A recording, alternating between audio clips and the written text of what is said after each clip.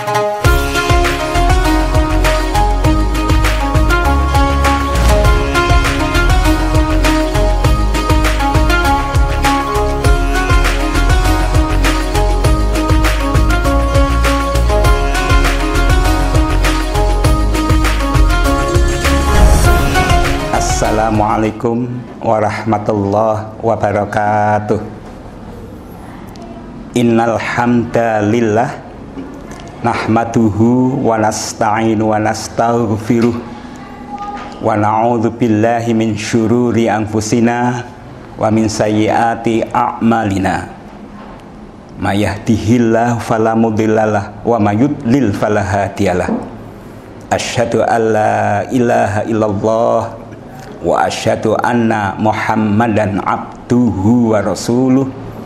Wassalatu wassalamu ala asyrafil anbiya'i wal mursalin wa ala alihi wa ashabihi ajma'in. Wa qala Allahu ta'ala fil Qur'anil Karim, a'udzu billahi minasyaitonir rajim. Innamal mu'minuna ikhwatun fa aslihu baina akhwaikum fattaqullaha la'allakum turhamun.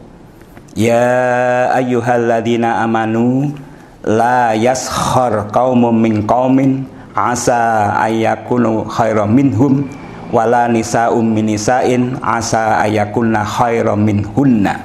Al-ayah. Sadaqallahul azim. Pemirsa yang saya hormati, sebagaimana kita ketahui bahwa puasa Ramadan adalah merupakan ketentuan agama kita, agama Islam, ibadah mahdhah. Namun walaupun demikian, puasa banyak mendatangkan hikmah. Di antaranya adalah pembentukan kepribadian, atau bisa merupakan pendidikan untuk membentuk pribadi, tarbiyah syahsiyah. Jamaah yang saya hormati, ayat Al-Quran yang saya baca tadi adalah surat Al-Hujurat ayat 10-12. Walaupun hanya saya baca sebagian, ternyata kalau kita amati di dalamnya adalah ada panduan agar kita hidup baik di masyarakat. Sebagaimana kita ketahui, manusia itu adalah makhluk sosial, artinya makhluk yang tidak lepas dengan pihak-pihak lain. Sekali lagi, agar kita sukses di dalam pergaulan di masyarakat, maka ini adalah panduan Islam, pedoman bagi kita umat Islam. Ada 6 racun di masyarakat. Apabila ini dilakukan, benar-benar nanti akan menjadi hal yang tidak baik. Yang pertama, jadi ini merupakan larangan kalau kita amati, kita tidak atau jangan merendahkan atau menjelekkan orang lain. Kita makhluk Allah yang berupa manusia ini diciptakan oleh Allah, satu sama lain itu mempunyai kelebihan, tapi jangan lupa bersamaan dengan itu juga ada kekurangannya, sehingga harus satu sama yang lain itu harus menghormat. Yang pertama tadi adalah agar kita menjauhi, tidak merendahkan atau menjelekkan orang lain. Ini untuk gambaran saja, sebagai ilustrasi. Kita ambil filosofi binatang atau falsafah binatang yang mempunyai kelebihan tapi sekaligus kekurangan. Kita lihat tikus. Tikus itu adalah binatang kecil, tapi tidak boleh disepelekan. Walaupun binatang kecil, tikus ini bisa masuk di lubang yang kecil juga dan masuk ke dalam, padahal tidak ada penerangan, tidak ada listrik, dia berani berhari-hari sendiri. Wah, kalau begitu yang paling top adalah tikus. Tidak juga, karena binatang tikus ini dia kalah dengan gajah dalam hal kekuatan. Gajah ini besar, membawa barang yang besar, merobohkan barang-barang juga mampu. Tetapi apa yang paling top adalah gajah? Tidak. Gajah kalah dengan kijang, karena kijang ini bisa lari dari tebing satu ke tebing yang lain dalam waktu relatif singkat, sangat cepat. Saya pernah lihat itu waktu saya bertugas di Ngablak, saya benar-benar melihat yang lari ya ke gunung-gunung itu cepat sekali. Kalau begitu yang paling top di antara dunia binatang adalah kijang. Tidak juga. Karena kijang ini kalah dengan burung. Kita lihat, burung bisa menukik ke angkasa berjam-jam, tidak jatuh ya. Walaupun suatu ketika sayapnya juga tidak dilambai-lambaikan, tapi tetap bisa di atas sana.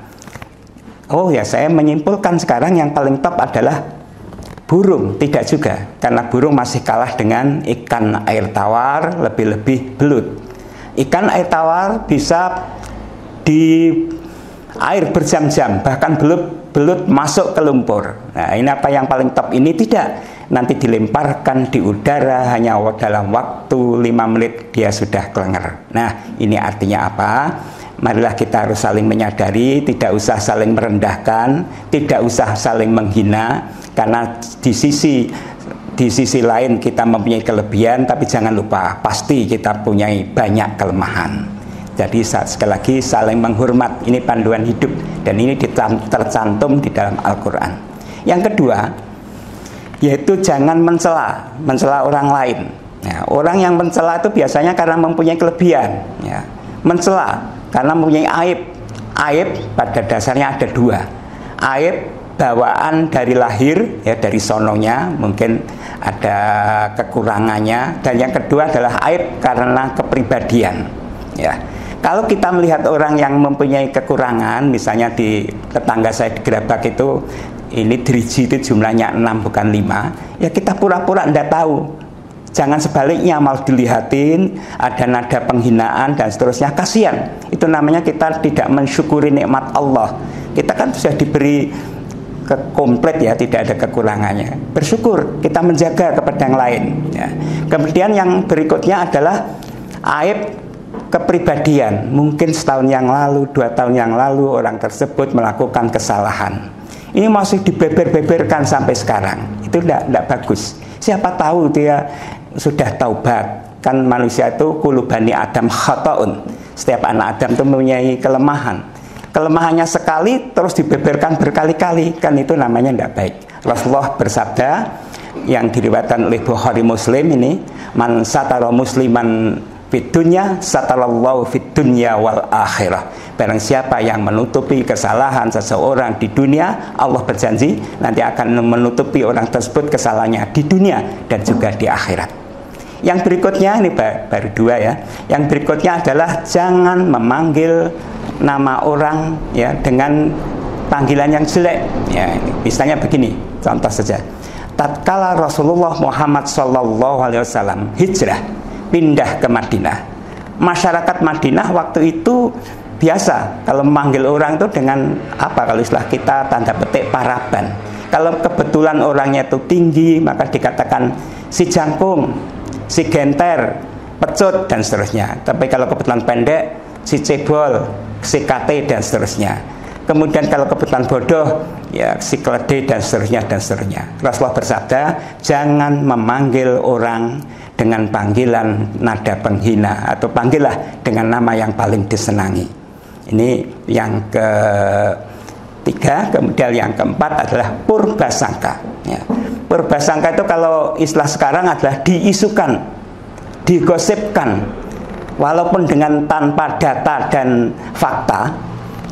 Dia itu ya mengisukan seseorang, ya misalnya yang tidak sesuai dengan tadi data dan fakta itu, dengan isu yang jelek-jelek itu. Ini juga destruktif ya, merusak, tidak bagus. Maka harus dihindarkan hal-hal yang seperti ini. Rasulullah Muhammad SAW bersabda juga dari Bukhari Muslim, iyyakumudz-dzan fa inna dzan akdzabul hadits, ya. Jauhilah dzan, jauhilah purbasangka, karena purbasangka itu adalah perbuatan dosa atau kebohongan yang besar, ya. Yang berikutnya jamaah yang saya hormati, yang ada dalam surat tadi yang saya baca di atas adalah yang ada kaitannya dengan ngintip-ngintip, tajassus wala tajassasu wala yaktab ila akhiri, ya.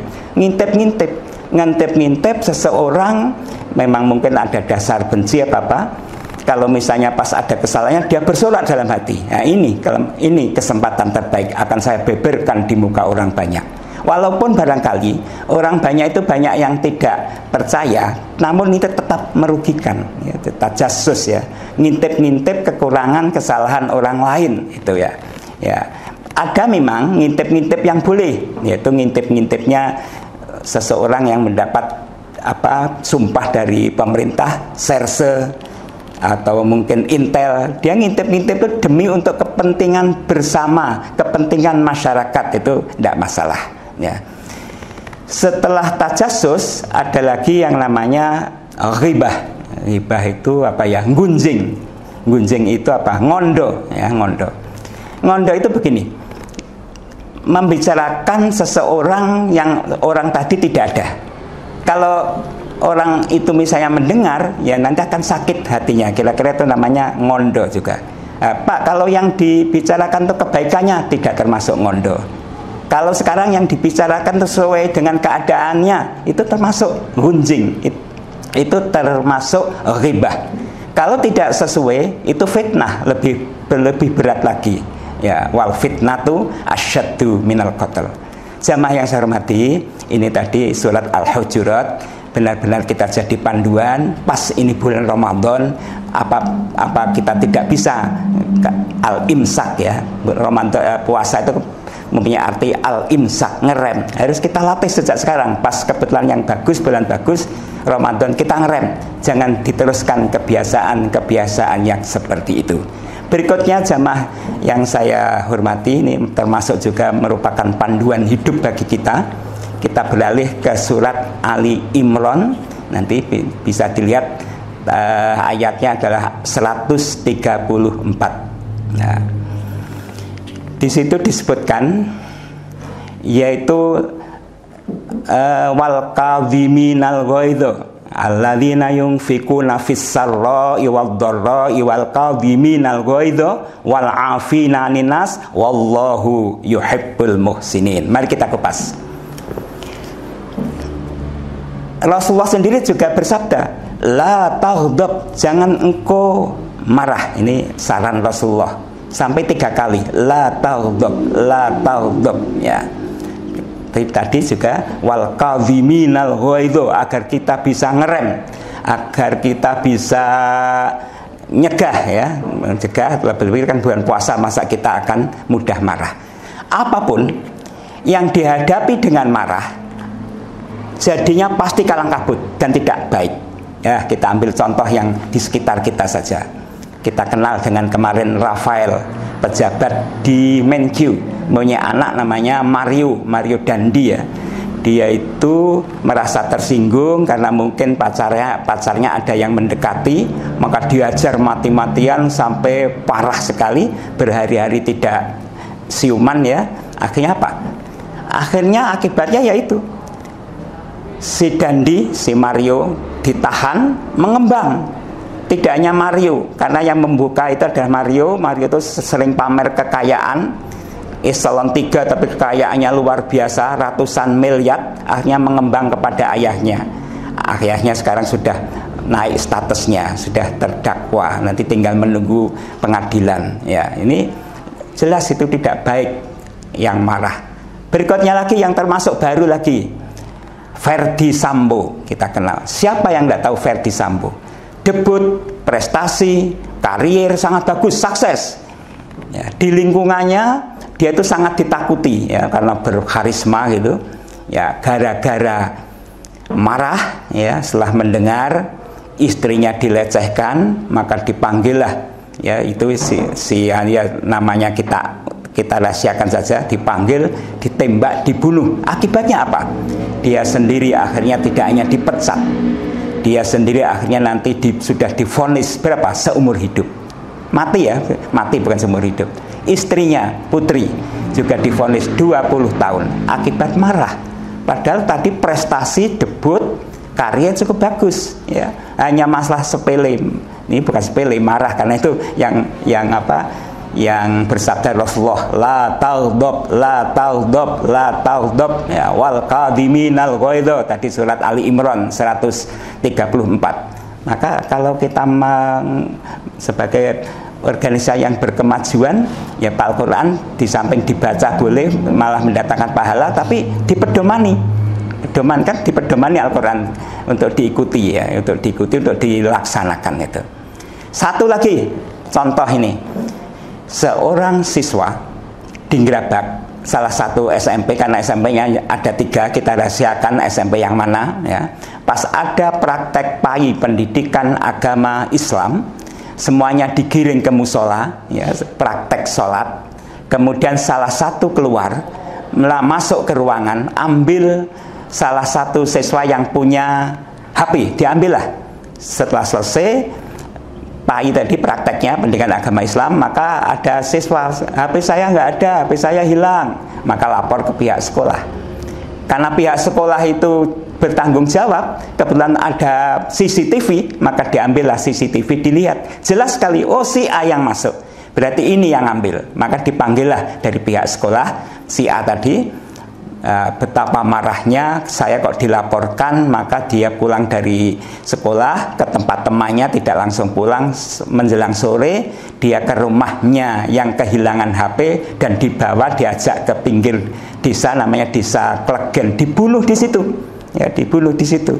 Ya otomatis nanti paling tidak ya 15 tahun, 10 tahun, 15 tahun divonisnya, sehingga masa remajanya, masa mudanya nanti akan dihabiskan ya, dihabiskan di penjara.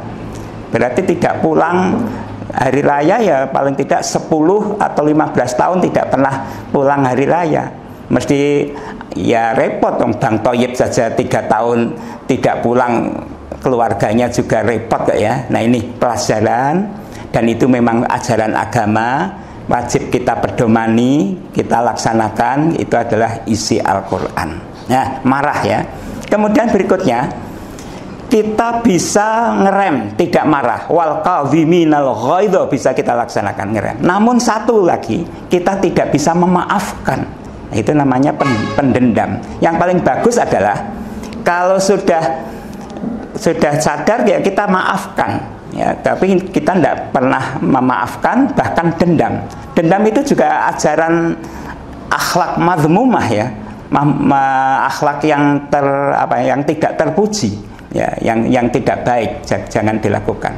Dan orang yang pendendam ini ya merugi, tidak hanya pada tatanan masyarakat yang rugi, tapi pada dirinya sendiri juga rugi.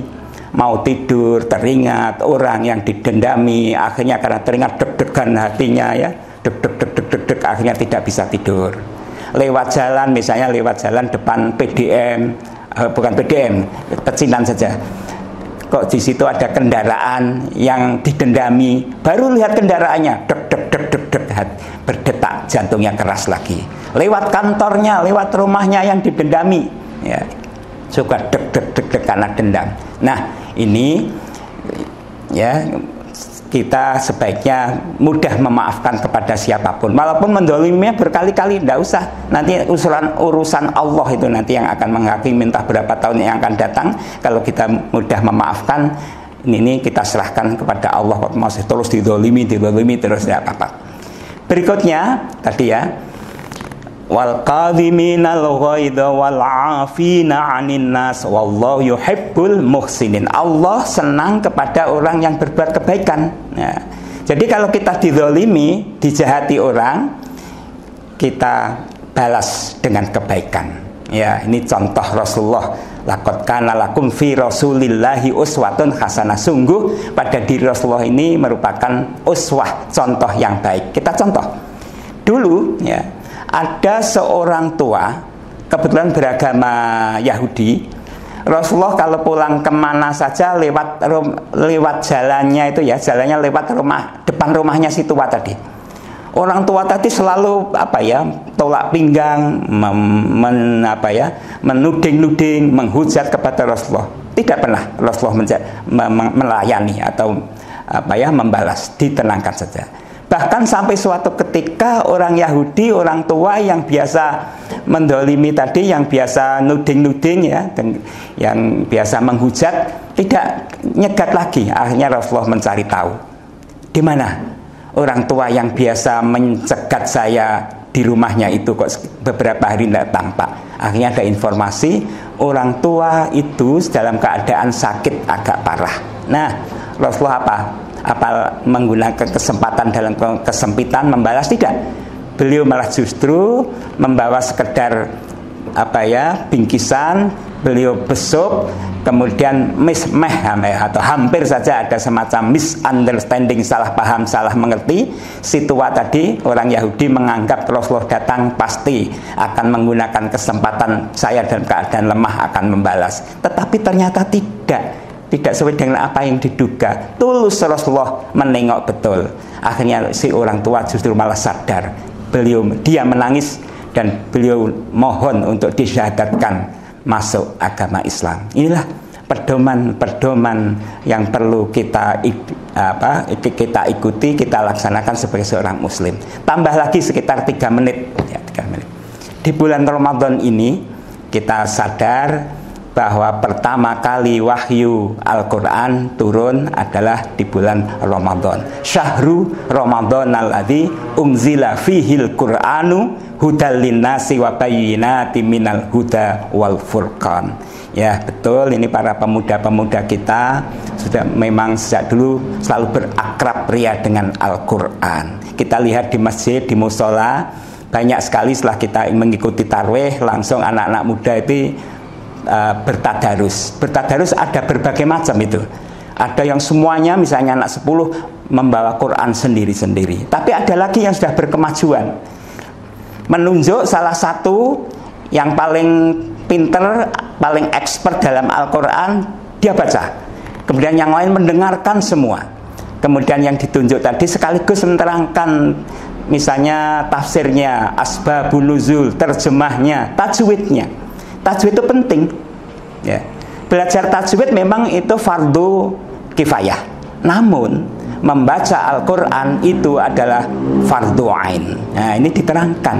Ini ada nun mati dan tanwin bertemu dengan salah satu huruf ya, nun, mim, wawu, sering disingkat yanmu, maka wajib bacaannya adalah idgham. Berarti bukan man yakulu tapi may yakulu. Kalau ini adalah idhar halki, nun mati atau tanwir bertemu dengan salah satu huruf yang 6, ahohoah kalau kita singkat, maka wajib dibaca dengan jelas. Ya, misalnya man amana tidak boleh, tapi man amana tanwir nun mati ketemu dengan hamzah. Kalau ini adalah idgham bila gunah, nun mati tanwin bertemu dengan lam dan ro. Ya, kalau ini iklab, kalau ini ikhfa, huruf ikhfa ada 14 misalnya gitu ya. 1 jizu soduka fafik do todo sadun, ini akan nambah ilmu, karena ini ada fenomena bagus ya, ada inovasi bagus maksud saya. Jadi ada yang membaca, semuanya juga insya Allah ikut dapat pahala juga, tapi ditambah menjelaskan yang lain, karena di dalam masjid kan biasanya ada salah satu yang mumpuni dalam ilmu Al-Quran itu. Saya rasa itu ya, ini mudah-mudahan ada manfaatnya. Aqulu qouli hadza wa astaghfirullahal azim li wa lakum wa li jami'il muslimin fastaghfiru innahu huwal ghafurur rahim. Billahi fi sabilil haq fastabiqul khairat. Assalamualaikum warahmatullahi wabarakatuh.